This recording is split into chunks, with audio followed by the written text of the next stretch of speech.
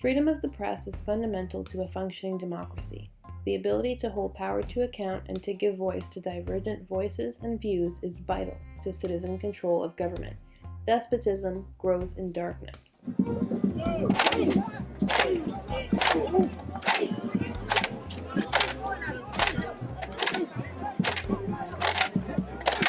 Here in Montreal, fundamental freedoms have been under brutal assault since 2012.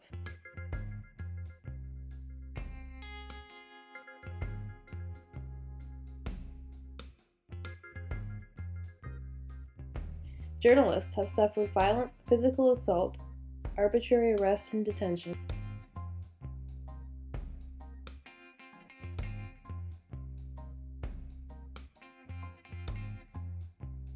and have been subject to wholesale surveillance, as the recent examples of Patrick Lagacé, journalists for Enquête, and others show. In Ontario, in 2016, Vice Canada reporter Ben Maku was ordered by the RCMP to turn over records of a conversation with a source. He refused. In March 2016, an Ontario court ruled that he must turn over records to police. He faces a possible 7 years in jail.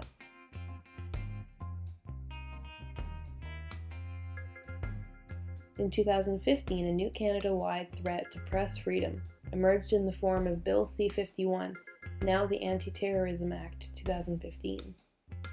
This act gives police unnecessary and dangerous powers of surveillance and preventative arrest, among other things.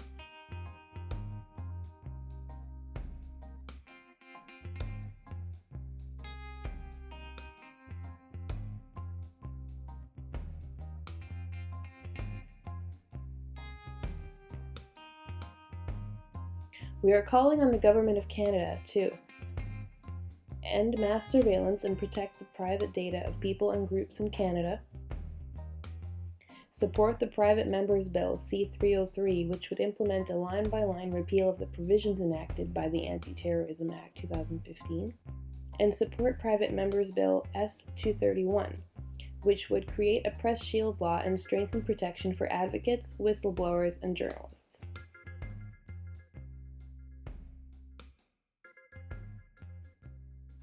As recent events in Quebec and elsewhere in Canada amply demonstrate, journalists are vulnerable to often arbitrary and summary treatment concerning search warrants and production orders with regard to sources. Ben Maku of Vice News is appealing a court order to turn over his communication with his source to the RCMP. While working at Vice, Maku communicated via the messaging application Kik with an alleged Canadian member of the group ISIS in Syria. As a result, the RCMP demanded access to Maku's chat records. Ben is now facing jail time, a fact that has potentially ruinous and far-ranging implications for press freedom and the integrity of journalism in Canada. The public's right to know is at risk. As well as the legal action against Maku, news outlets reported in 2016 that police had issued warrants to spy on at least 8 journalists, checked phone records to see if officers had been in contact with journalists, and seized a journalist's laptop. Authorities also called for increased police surveillance powers and criticized encryption for hampering police work. Last month, CJFE released details of a nationwide poll that only 11% of the 2,316 Canadians surveyed believe it is acceptable for police to monitor journalists to find their sources, while 70% believe that placing journalists under surveillance undermines freedom. I wonder if the witness could slow down just a Sure little bit. thing, sorry. Journalists play a unique role in our democracy. Because of their independence from government and their objective nature, they are in the rarefied position of being able to communicate with and gather information from certain groups, be they marginalized peoples, members of organized crime, suspected terrorists, or other persons who normally would not speak to government, security agencies, police officers, or the public at large. Journalists are the go-between for the public who can reach out to these people and tell their stories and shed light on their motives. These stories, whether they be from protesters, gang members, suspected ISIS militants, or anyone else, are crucial to informing the public. But the ability for journalists to disseminate this information depends on an extremely fragile relationship. If journalists are seen to be an arm of law enforcement, or if it is believed that their communications are being monitored, their sources will simply dry up. If that happens, the public, governments, police, and security agencies will all lose because journalists will no longer be able to tell these stories. Key to these relationships These relationships are key to telling those stories, and they must be protected.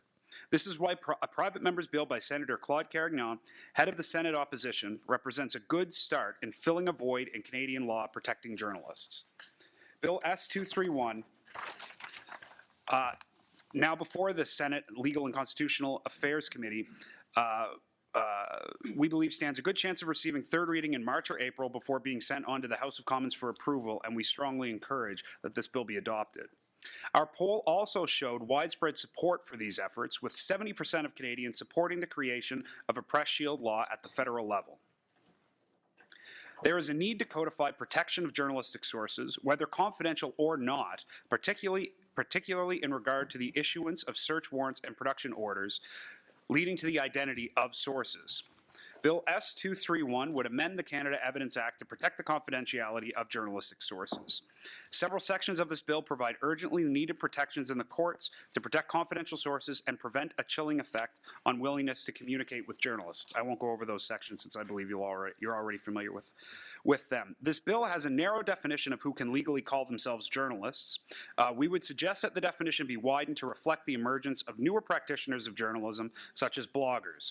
Our proposed definition of journalists reads, any person who contributes directly, either regularly or occasionally, to the collection, writing, or production of information for dissemination by any media, including newspapers, magazines, or other print media, television, radio, and other broadcast media, and any online or other media, or anyone who assists such a person.